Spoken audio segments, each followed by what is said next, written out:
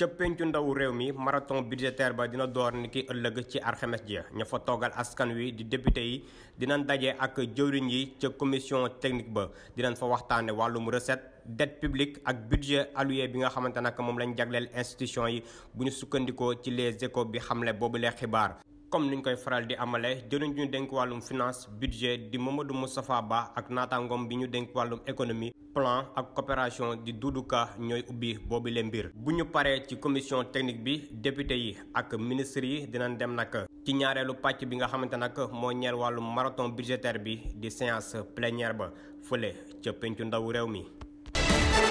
chauffeur ak receveur yi nekk ci bus tata yi te bootu ci aftu boo moytuwut dinañ bankaat seen loxo ñoom ñi la nag dinañ amal ab ndaje seen biir ngir waxtaan niki ëllëg ba xam ban ndogal la ñuy jël ñoom ñi la li ñuy ñaawlu bokk na ci accord yi nga xamante nag signé woon nañ ko ak seen ay patron jëm ci wàllum yokku seen ak payoor ak yeneen yu ni mel te ñoom ñi la di xam ne nag ñenn ci ñoom daal di wun jëfewun benn yoon yi le accord ñoom ñi la sax dàq ñu benn yoon ngir bankaat seen loxo comme niñ ko defe woon di attiré nag askan wi yëpp ci ndogal bi nga xamante nag ñu ngi koy waaj a jël bu saafara amul ci seen ak bëgg-bëgg bi ñu war a amal ak ñenn seen ay patron ci fàttali ñoom ñi la nag weer yee ñu weesu amoon nañ fi ab grève bu metti ba tax askan wi daal di koon yëgoon lool ci seen wàllum dem ak dikk bi rawatina fii ci diwaan bu Ndakaaru.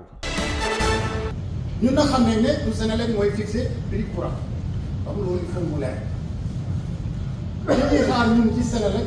mooy yóbbante ko suñu naqar pour que Senelec dem wax waaye ñun itam dinañ dem wax ak commission de régulation du secteur de l'énergie dinañ dem wax ak état ndax état mooy fixé courant. ñu ne waaw lu tax ñu yokk courant ñu ne ak état moo doon dugal dindi na 100 milliards. waaye ñun dafa am lu ñu jaaxal Senelec nee na def na bénéfice 40 milliards wax xanaa ku ñu subventionné kay mooy koo xam ne say laaf dafa tooy waroo def bénéfice ku am jafe-jafe bu ñu lay subventionné dañ lay subventionné pour nga nekk à l'équilibre waaye ñu ne dañ laa subventionné mu am 40 milliards yoo xam ne nañ am ngeen ko bénéfice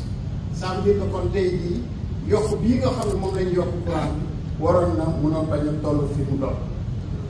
beneen bi ci nekk mooy. boo xoolee coow lu bari lépp li ko waral mooy ñi nga xam ne génn nañ li nga xam ne mooy première ak deuxième tranche te tey jii képp ku am split yaa ngi bokk ci ñuy ñëw lu ko waral 2009 bi ñuy programme di wax tranche yi boobu temps nit ñi amuñu woon équipement yu toll noonu léegi presque koo laaj am na split wala am na loo xam ne day seddal wala am na yenn équipement yoo xam ne dina tax dem troisième tranche. mais bu fekkee ne tey jii dañ ne ku am split patron nga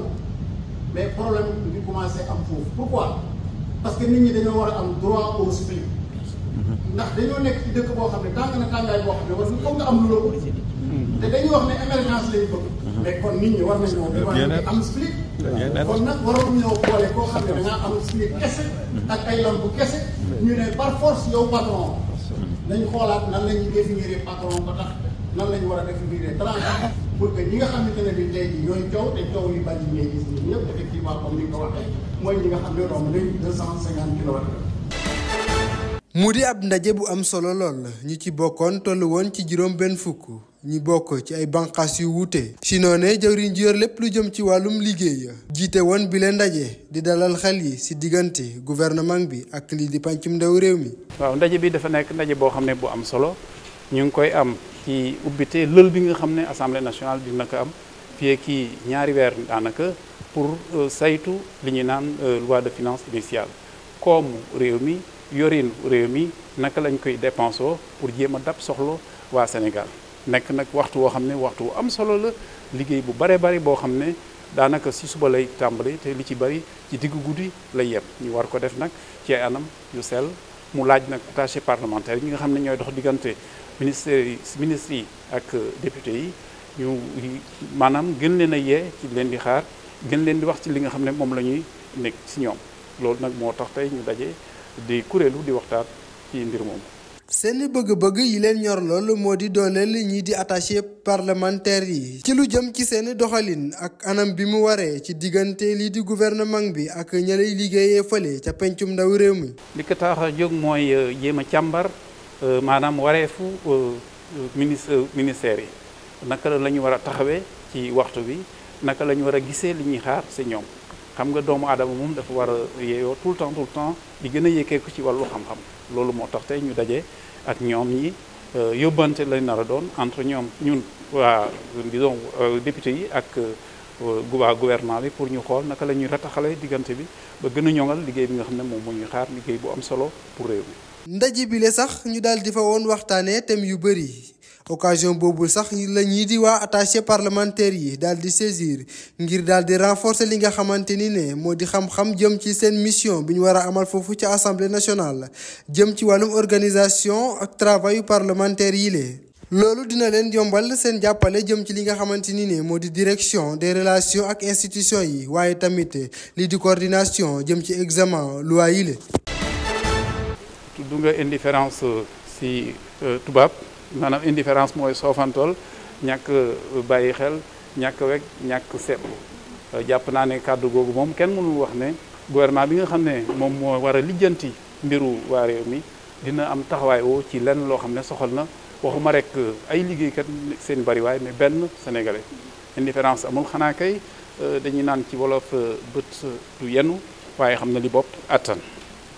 liggéeykat yi nga xam ne ñu ngi ci gox-goxaan yi nekk nañ ay liggéeykat yu am solo ci réew mi li ñuy xaar ci ñoom lu bari la waaye nag lu mu amee solo am solo loo gis tam dafa am yoon ñu ngi ci saytu ñu ngi ci xool ñu ngi ci laqarti boo xool ñan ñoo éligible maanaam ñan lañ mën a dugal ci fonction publique territoriale loolu bu ñu ko xoolee ba càmbar ko dina am pàcc boo xam ne moo des pàcc boobu tam naka lañ leen di jëlee en compte loolu lépp dafa laaj ay waxtaan yu xóot dafa laaj analyse bu wér ci loolu lañ nekk mais amul benn forme indifférence jàpp naa ne position ne du ma dem ci dialogue maanaam du ma dem ci waxtaan fekk am na lu may laaj loolu nekk na position boo xam ne travailleurs yi mooy liggéeykat yi mënuñ ko am prier bi nga xam ne gouvernement mu ngi leen koy prier mooy nañu toog waxtaan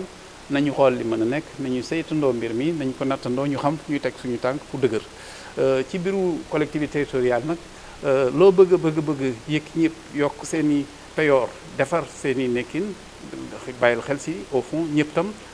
ba du ñu benn foofu ci mbir ma donc loolu boo ko saytuwul boo bëggee régler problème yi doo ko régler ndax doo ci génn ba tax na ñu ngi daal nekk si ay seet saytu sama collègue bi nga xam ne moo yorul wax na ubbiteekoom ci mbiru liggéey boobu ba ci fan yu néew bu soobee yàlla waxtaan wi dina gën a xóot.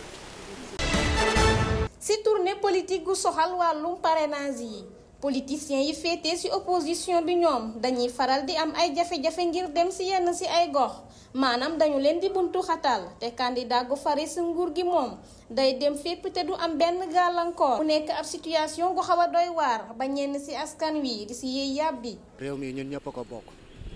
bon kenn ku nekk ci li muy dox citoyen xam nañu kan la ñu war a tànn Amadou Ba ak keneen ñoom ñëpp a ci yem ci réew mi citoyen bu nekk am na droit. tant que nangul nañ ko candidature am dañ ko war a bàyyi mu dox normal ci pour jëm ci élection yi. élection présidentielle 2024 daanaka lu ci des ay weer yu néew la waaye ci jamono ji ay tension ngi jukkeekoo ci diggante pouvoir bi ak opposition bi ci situation bi ni mel ab bàyyandi xel sàkku nañ ko. APR amul kenn ku ci Sénégalais yi di fal amu fi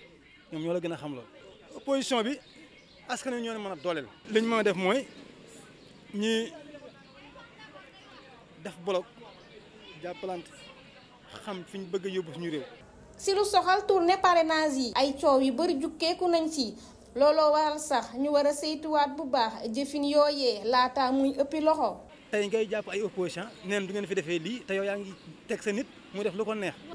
du li gën ci réew mi. du démocratie du dara. citoyens yi dofuñu affaire bi du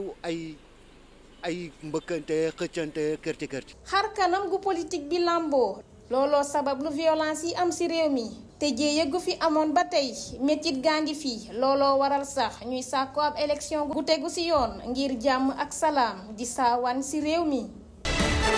da ngay jàpp ne xale yi dañuy xaruwuñ fi jamono toll nii boo bëggee yilif bëgg a yor nekk ak say moroom ñu yor te yoroo am na yoo xam ne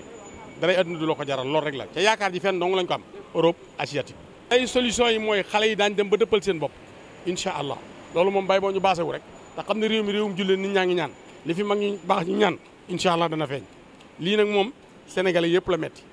waaye fànq gi moom dana am ala kulli haal Les solutions pour le... solution yi ñu mën a am moo di ndaw ñi dem ci agence yi leen gën a jege ñu may leen visa ngir ñu mën a voyager ci anam yu bu légal comme ambassade États-Unis bi ngeen di gis nii maye visa moo ko tax a jóg ci anam yu wóor ngir nga mën a dem États-Unis te li ci gën a neex moo di da ngay am liggéey teg ci nekk ci condition yu wóor dafay mel ni laissez-passer boole ci di jàng. teg si di nga mën a jëfandikoo green card bii ngeen di gis ci juróomi at te rek ñu wax suñu njiit yi wutal ndaw yi liggéey su ko defee ñu mën a toog fii ndax defe naa ne su activité amul ndaw yi kenn mënu leen fi téye migration irrégulière tamit nekkul lu bon waaye nga jaar ci anam yu wóor. mais il faut passer par la voie légale. fokk 2024 bi jàll bu 2024 jàllee ba nit ñëpp seen xel del ci waat bañ jàpp ni kii ñu yaakaar ne bu toogaatee réew mi dana changé loolu dana changé. mais pour le moment li am na ba pare te réew mi yëngatu na te période bi ñu ngi ci catal cappaandaw ji léegi nag ñëpp a tiit secteur informel yëpp a yëngatu foo dem ña ngay profité naan lii léegi nag li ko mën a fànq mooy 2024 bi day dugg jàll ki ñu am yaakaar ci ne bu yoree réew mi dana changé kooku ñëw yor phénomène bees boobaa xale yi ku ci am yaakaar da nga dëppaan ñëw. ñu ngi fii ci centre d'appareillage régional bu Ziguinchor Malick lenn moo ko soxal ana lan lay def ngir mën a livrer lii di commande am. technicien orthoprothésiste yi seen bëgg-bëgg moo di ne jàppale ñii di handicapé yi. malade bi day ñëw bu ñëwee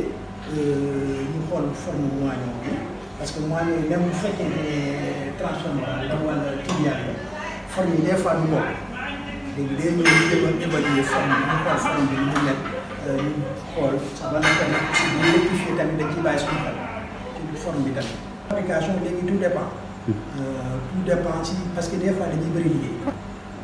ñu bëri liggéey trop parce que gis nga dañuy defar fii mooy ay orthèse ay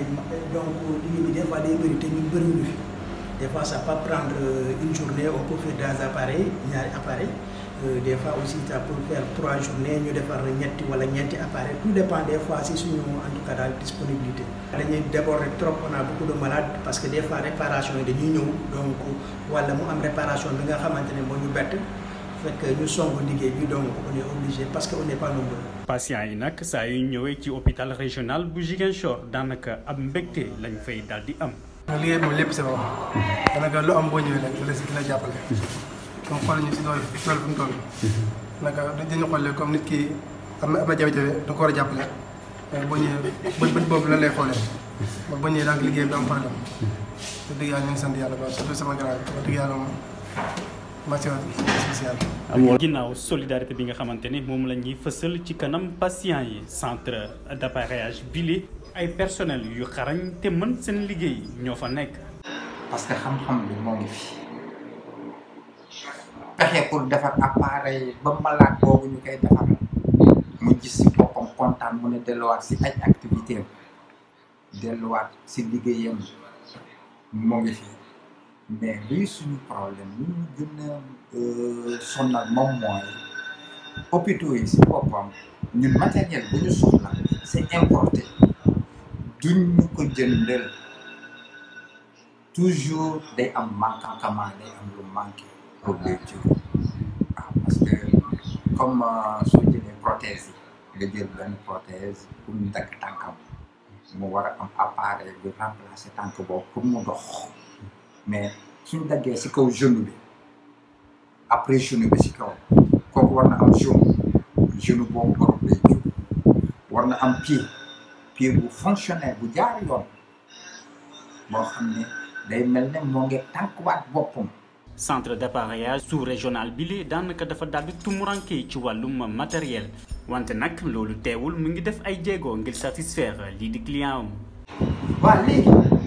daal su joxee subvention structure bu war a def la répartition maanaam ku si nekk lu war si yow mu jox la ko pour nga mën a fonctionner léegi ñun ñu tëb ñu te lu si bëri dañuy tëb du ma lay wax ñetti at a ngi nii jot daanaka loo xam ne balaa doon hôpital déedéet ñetti at ba ñi may wax ñetti at. nii situation boobule sax tax na ñii di responsable structure bu santé boobule sax di lancer appel ci autorités locales yi ak ministère bi ñu dénk wàllum wér-gu-yaram ngir mu jàppale leen ci wàllum matériel loolu nag dina leen faciliter nu ñu mën a liggéey ngir jàppale ñii di handicapé yi.